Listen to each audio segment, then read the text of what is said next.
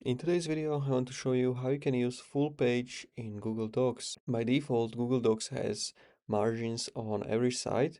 That's why your text looks narrow and there is so much white space.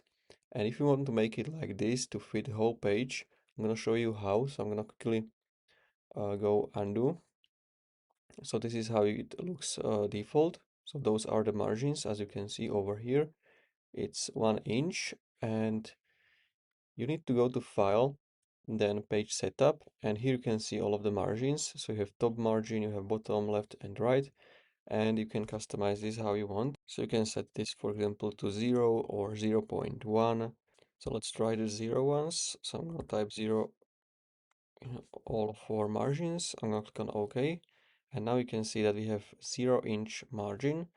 So this might not be the best, but you can still customize it. So you can go back and you can maybe try 0.15, and then this one is a little bit better. So this is how you can use full page with margins in Google Docs. So if you found this video helpful, please consider subscribing for more tutorials like this one.